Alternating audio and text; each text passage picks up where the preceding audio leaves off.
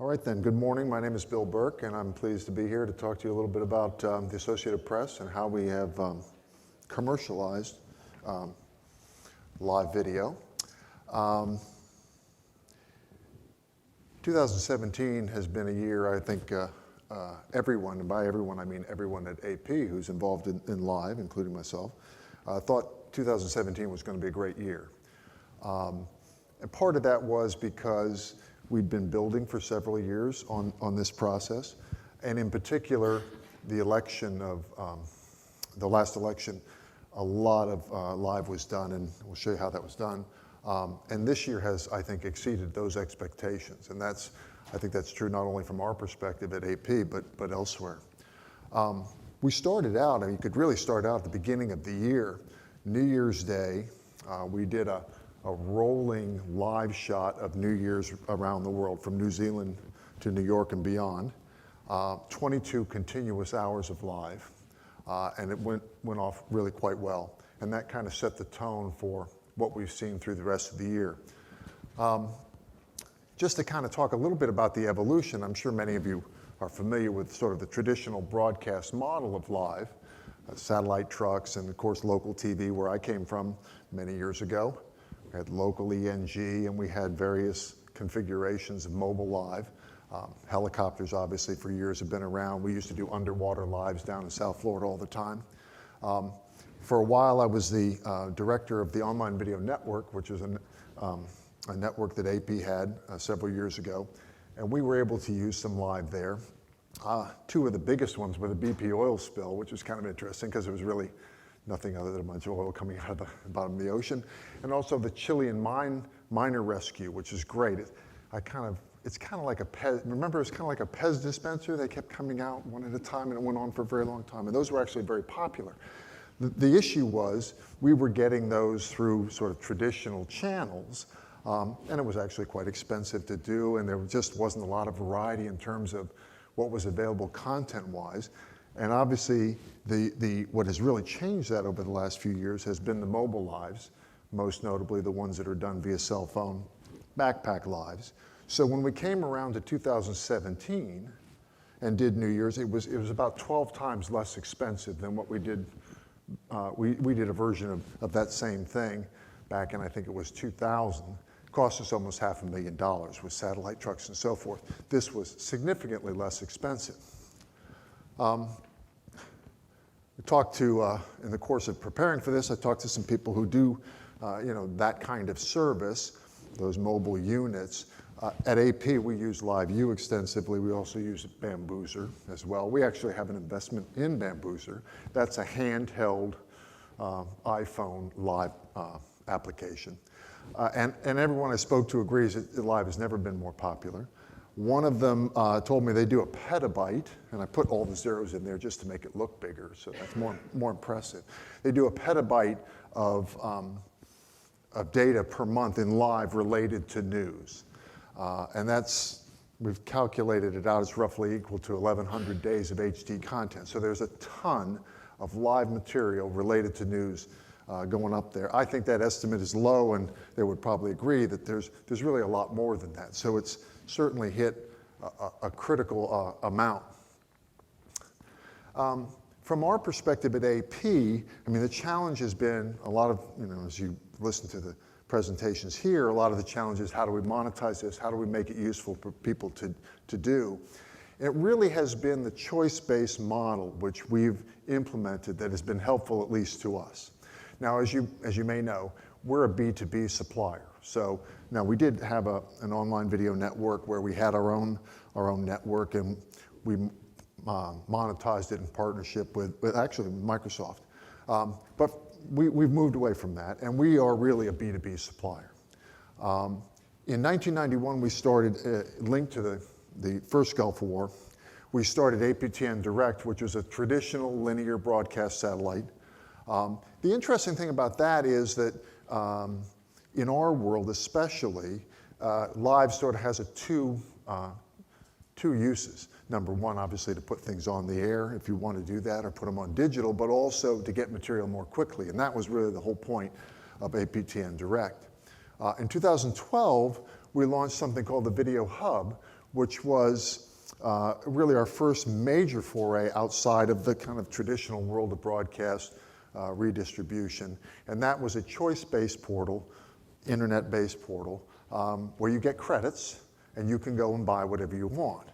And then we added to that what we call Live Choice in 2016, which applies that model to live.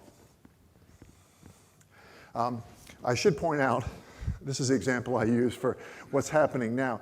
We have lots of competitors who are getting into this space as well. Our two main ones, probably Reuters and AFP, but there's really an arms race going on. It's kind of like adding more blades to the razor. So I think over time, you're going to see more and more of that as time goes on. Actually, this week, just this week, we launched a new version of our Live Choice portal, revamped. And what you can see here is what people get when they log in. So you come to this portal, you buy a certain amount of content, credits actually, and you can use them for whatever you like, right? So you can come in and buy these. And I will say that, if we can sell a news conference on interest rates, then we're doing pretty well. But it's a mix of things. It's a mix of traditional political events and so forth, and you'll see that in a second. So you can look at all of these things. You can book them ahead of time, decide what it is you want to use. It also allows you to book in advance, right? So we have, and what you see here is, this is from this week, the Day of the Dead, right? In Mexico, Manafort arrivals in Washington, D.C., and a premiere of UK of The Murder on the Orient Express. So we're live on the red carpet as people come in. So a lot more variety there. You can look as far ahead as you like and book whatever you want. So far this year, it looks like we're going to do about 650 live events per month. Probably total a little bit more than 8,000 for the entire year.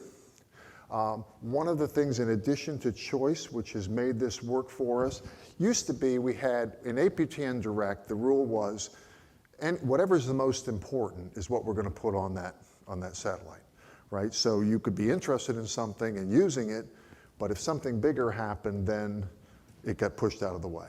So the whole point of Live Choice, and this is both for us and our competitors doing the same thing, is that you're able to buy the thing that you want, and you know that it's going to be available to you from start to finish, right, without being interrupted.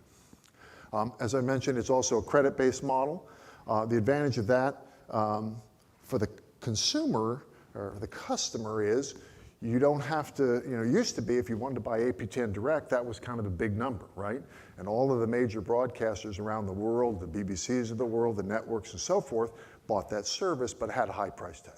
So for anybody else, especially in the digital realm, where obviously monetization is coming a little bit more slowly, that's a big number.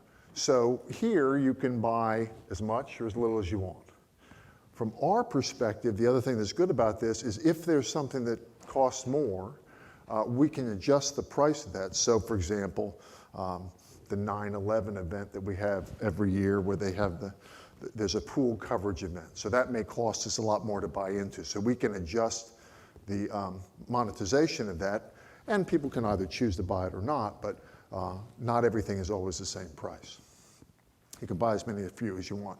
And so what we've been able to do is let people grow their implementation with their, as they become better at monetizing things.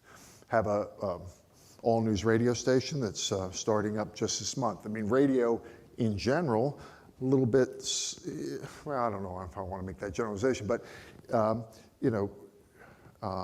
not one of the big portals, moving into digital a little bit later, but realizing the value of having live. So they're buying a couple a month, right? So you can adjust whatever you want to do according to what your needs are. Again, this is one from last week, which is Mr. Manafort, the courthouse outside where he turned himself in, and we had a hearing as well yesterday. The interesting thing is these events a lot of times are just buildings and so forth, and people find even if there's not some actual action, the ability to have something there that might have something happen to it is useful. So in terms of the top content for 2017, as you might imagine, the Eclipse was our biggest. That was one a little different, obviously, because it was a known event. We could plan for it in advance. We had, I think, 6 different locations as it rolled across the U.S. The other thing that we did there that was useful is we had Ethernet drops. So if you're familiar with how those phone-based backpack units work, you know that if you're in a place where there's a lot of people using cell phones, it can be a problem. They're getting better all the time, and I'm not a technology person, so I can't tell you exactly how better, but they certainly are getting better. But if you have an Ethernet drop, right, it gives you a much more reliable signal. So we had Ethernet drops at all of these locations, and we sold it. We sold it in 2 different ways. We sold it in individual locations. So if you were in Oregon and you wanted just to see the Oregon, piece, you could buy that. If you wanted a sort of a best of rolling event, you could also buy that, and we switched from one to the other. These are the others that have been the most popular this year. The Inauguration, not unsurprising. UN General Assembly, now that's kind of an odd one because we always cover the UN General Assembly. We're a major international news gathering organization, so that's always big for us. A lot of customers around the world are interested. This year, I think it's fair to say the tension level was a little bit higher, so the interest was a little bit greater. And we had, especially for some of the speeches that were given there, we had good participation. Probably not a surprise to you, Hurricane Irma. I'm actually surprised that Harvey is not on there. But I think that should have been Irma/Harvey on that one. And then a couple attacks in the UK, the subway attack, and also the high-rise fire from this summer, Sweden terror attack. And many of these, by the way, are, both whatever is available during the event, but also kind of in the aftermath. So for example, in the case of Las Vegas, we happened to have someone there with the LiveView unit anyway to do OJ's release on that day. So we were able, obviously not to get there as it was happening, but the day after we had a shot from a hotel looking at the aftermath as the police did their work there, and that proved to be popular. Former FBI director James Comey's testimony was big. Donald Trump's first news conference back in January was also a big one, and the Parliament attack, which is a combination of car and I think knife attack. So those were the top items in 2017.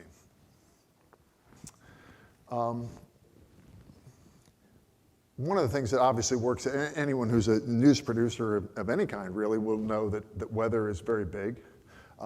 We love weather. Depending on what the weather is, it has a certain kind of ease to it, right? You put it up there, and it is what it is.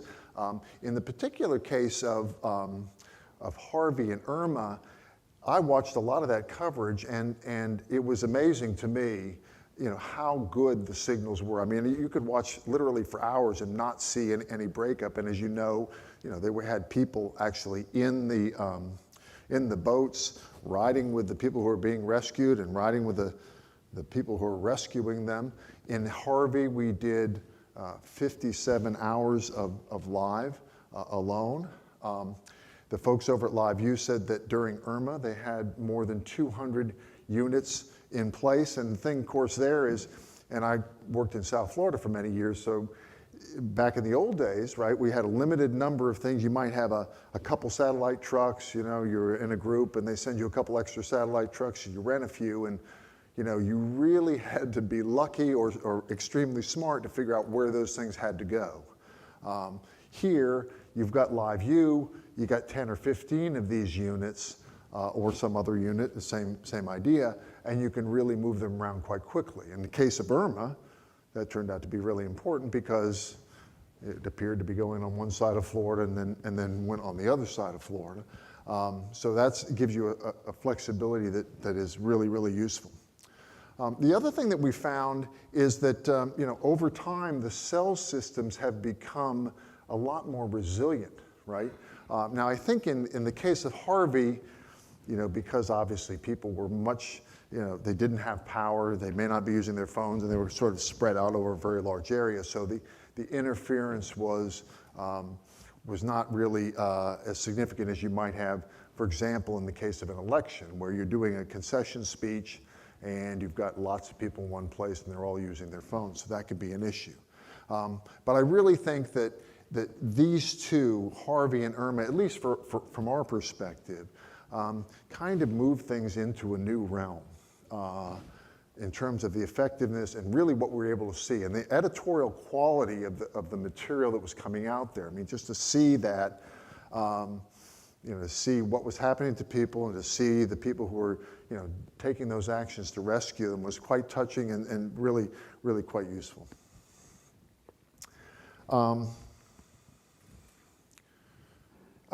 As a matter of fact, this is my friend Kerry Sanders. It was so ubiquitous that he actually rescued a dolphin, right, live on TV, and that pretty much summarizes everything you need to know. I found this interesting. It said the dolphin was panting and showing signs of confusion. Well, I would think so if he was up on there, and then all of a sudden he's being carried by a bunch of live technicians out to the water. But that was good, and it was a nice piece. But that was completely done with a mobile live, right? So the ability to get into these stories at a level that we've really never seen before is pretty substantial. The other big trend we're seeing this year is a move toward things that are, lifestyle and a little bit lighter.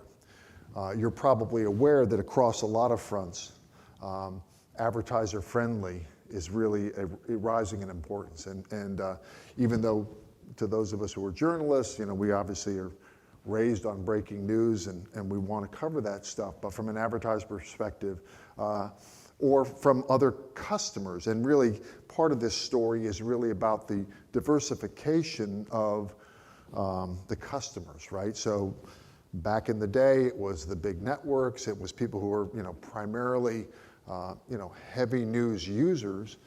Now there's much greater diversity, niche websites, digital sites, and so forth. So obviously, we have to respond to that. We do a lot of festivals. Oktoberfest in Germany. Recently we did one, supersonic car testing, fashion shows, those sorts of things. And again, kind of the advantage of those in many cases is you don't really have to, you can just sort of put them on the site. You don't have to worry too much about what's going to be in them, right? So supersonic car testing, car, goes fast, done, right? Pretty easy advertising content. This is one we did, I think, just a couple weeks ago on a fashion show with chocolate dresses, okay? Now, monetization still is a challenge, and to be fair, in this business, what we've seen so far, the majority of the live usage is still coming from sites that are very large, New York Times, Wall Street Journal, Time Inc., those sorts of things, who some of those actually do have the capacity to monetize the live, but certainly as they started doing that, it was just more important for them to have that dimension to their webpage, right? So they were looking for a way to add something that was engaging and that was happening now and so forth. Didn't matter as much to them that it be monetized. We do have people who are using sponsorships, people who are using, mid-roll and pre-roll advertising. A little bit more difficult, although now that the events are longer, that can help. And of course, it depends. Like if you're doing something like a mid-roll, it really has to be something that's a little bit lighter, right? Because you have to be careful about running an ad in the middle of something that is happening more directly, or where something important might be happening at the particular moment you cut away, versus the moment the chocolate dress happens. Another thing that we have is a live community. We call it the live community. It's actually a stringer network, and AP is working together with LiveU to coordinate this. And it's like the old stringer networks in the past. So these are a network of freelancers equipped with live view and other equipment. And the idea is you find something that you want, or they list what they want, or what they're going to cover, what they potentially could cover for you. And then we link the two up, and they have a financial transaction there. The Royal Ascot, I guess those are horse races, was one that was pretty popular recently.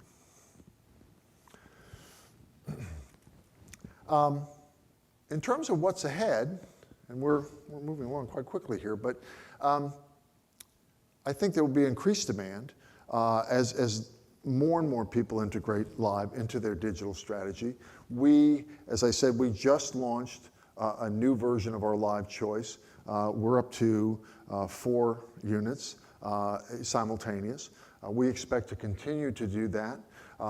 We are rolling out a couple different programs actually, that seek to get iPhones capable of live in the hands of journalists wherever they are. And as I say, a lot of that is just, part of that is from news gathering, right? A journalist with an iPhone, depending upon the event, but it's less likely that that's going to be used as a single live event, but it's more likely it'll be used to gather news more quickly. Expect to see continued improvement in technology. I'm not a technologist, but that's what I'm told. One of the things I know was a subject of a session here, and you can get a near HD signal with 1.5 to 2 megabits of throughput, which is pretty significant, I think. Also, over the last few years, AP and I think other agencies who are also B2B, it's not just their main broadcast channel where people are putting things, but they also want to put them on social media. And so when we distribute content, we allow people to do that. And there are on some of these units where you can very easily go directly to Facebook or other social media for that matter. For larger news organizations, one of the things that's happening is these systems are now becoming more integrated with the newsroom systems. AP happens to sell one, but there's lots of others. The idea being that, again, live is not only used for putting on a digital page an event, but it's also using as a faster way of gathering news. The issue is if there's something that goes on for a long time, we don't have the people anymore to sit around and sort of watch multiple incoming live streams. So we have the ability to essentially create a placeholder in our news production system, and all that material goes into the our online storage. But as the material comes in, we have on-the-fly transcription, right? So we get a text that tells us what was in that live. It doesn't really do any identification of the pictures, but just by listening to what the audio is, of course, it depends on. It's more useful, obviously, if you have a news conference or something like that. But that will increase the number of options for you. Customers will need help with tech and monetization, and I think there's a lot, and certainly in the fragmented world we've heard about here this week, there's a lot of room for bringing on the newer people. So the big guys, the New York Times of the world, the Time Incs., the Gannett's, and so forth, they have the technical wherewithal to understand how to use this. But to really expand it, we're going to have to give, again, from a business standpoint, we think we're really pretty much there, right? Because you can come in and buy exactly as many as you want. And in the case of the Video Hub, sometimes, what people do a lot of times, they buy X number of clips and then also have some live in there so they can use them or not. So they can ramp it up. But the same with monetization, helping them figure out how to make money on that. In terms of content, I think this is not I'm not going out on a limb here to say that the breaking news will continue to dominate. Again, I do think, and I've had actually conversations over the last month with 3 different online video aggregators who are facing some pretty serious issues around this whole advertising-friendly issue. So I do think that will continue to be an issue in terms of your ability to monetize that. But it's certainly from, at least in our core business, what people want will be breaking news primarily. I do think that the experience of Irma and Harvey, at least in the US and maybe a little bit elsewhere, I think that will tell people that you really can attack big stories using this as a, as a sort of part of your template of how you're going to deal with breaking news. I think they'll double down on that. The next hurricane, I think you're going to see probably 400 of these things. So, and you can, have them ready to go and figure out how to do that so you're not sort of starting from scratch. So I think you'll see a lot more, for a lot more news organizations, this will become, one of their routine tools. We've already talked about that. I think we will see more phone-based live events. Again, the technology there is also improving. The issue is, so for example, with the iPhone, as you probably know, the audio is not that great, so it depends on where you are and so forth. I think you will see that. Again, I believe that most of that will be for sort of news gathering versus what you're going to put on live. And one of the things that in talking to the guy in London who coordinates this, which reminds me of something else I wanted to say, but one of the things he said was, for the last couple of years, at least from our perspective, it's really been about more, giving people more choices and so forth. But at some point, more is not necessarily the only goal. So the fundamental things that live provides, closeness to the story and speed and sort of a sense that you're there. I mean, those are sort of long-term journalistic things. So I think I think we'll hit a sort of a little bit of a limit in terms of, just having a greater number of things. And we still do, by the way, we had, I think it was the number 650 per month. We still have a lot of those that aren't even used at all, right? And that comes from having a diverse customer base. Some people are heavy into politics, other people are heavy into other things. So figuring out, and we're like anybody else, we have to marshal our resources and use them wisely. So figuring out which things are going to be the most important is really key. So we call that a smart more. So it's short, but that's the story, and I'm happy to answer any questions.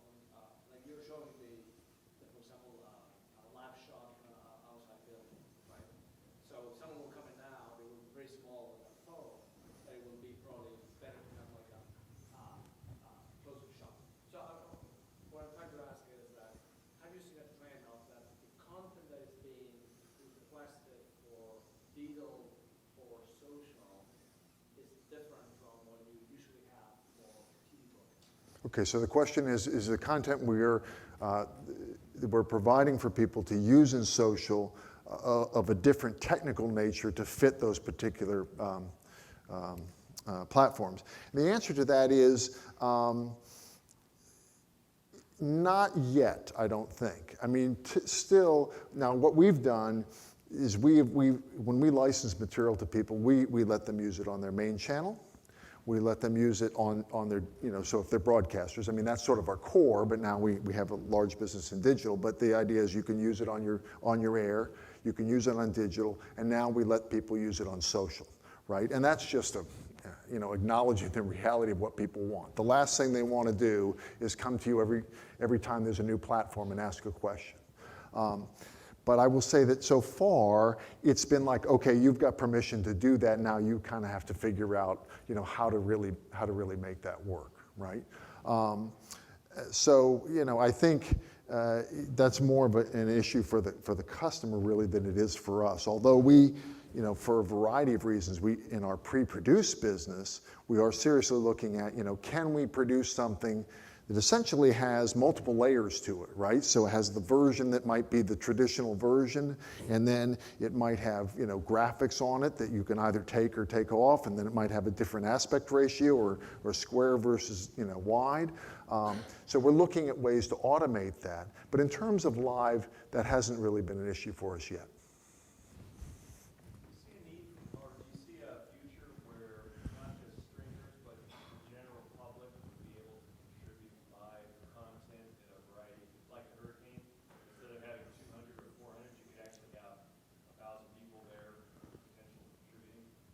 Yeah, so the question was, do we see people contributing, just regular folks contributing live to news gathering coverage? I would say certainly yes. I mean, right now we have a very big operation. As I'm sure you know, every major event that happens, there's all kinds of UGC around that. Of course, that's after the fact, it's already been shot, but we have a big operation that's only job is to chase that stuff down. Right? We haven't seen a lot of people, outside the live community. Now we have 150 people in that live community, and those are essentially people who at a moment's notice could go out there and shoot something live. So that's really the closest thing. We don't really have a place where people could kind of, call up and say, hey, I'm here and I'm live. But I think, you certainly will see that kind of thing happen. I mean, these are, and Bamboozer is also a bit of a live community. So Bamboozer, the whole idea is kind of like Facebook Live, right? You can start going live and it goes to this page and there's all kinds of live things coming. The challenge, of course, there is, who is the person who's doing that? You certainly wouldn't want to put that stuff on unless it's someone you know, and that's the whole point of the community. Those are vetted people. You know who they are, you've talked to them before, you know they have a certain level of qualification, they're trustworthy and so forth. So I can't really see you putting on something live from a regular person, but the rules get a lot more flexible the bigger the story is, quite frankly. So I could see something like that happening eventually.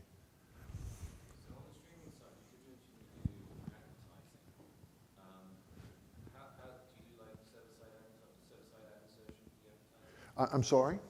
How do you do the advertising? How do you do the ad insertion into the live? Oh, we don't do that. We're B2B, so we're just handing off. So what we do is when someone comes to us, they have a couple different ways that they can get the signal. We have a partner who can give them an RTMP feed, right? And that's all that we do. We don't worry about that. And then we have another solution for people who want a broadcast quality, and that's a physical encoder which lives at their place. So, but we don't really worry about that. One thing I did want to mention that I forgot, but you reminded me of, is we spend a lot of time with a curation team in London telling people what we have, right? And one of the things is there's so much stuff going on and so much happening, and quite frankly, fewer people in the newsrooms of the world that having people understand. So a big part of this is taking feedback from people. What do they want to see? Making sure they know what we have. That's been important. Do you have any support or infrastructure for areas where like mobile coverage is harder to come by, like disaster zones, war zones, like Puerto Rico and after the hurricane there? Do you provide any sort of support to your on-site people? Yeah, I'm not, I'm sure there are solutions for that. I'm not really the technology guy, so I'm not sure. I can tell you that in the case of the Eclipse, that's why we had Ethernet drops out there, because it was, a couple of the places where that path was, other than a couple small towns that had a nice party there, there's not a lot. So I think over time, as the codecs get more efficient, for example, the folks at Live, you told me that the new codec was used a lot in Puerto Rico. So they had just rolled that out, and that gave them the ability to have a better quality signal under, frankly, worse conditions. So I'm sure people are working on that, but we don't have anything in particular. Okay. Anyone else? All right. Well, thank you very much.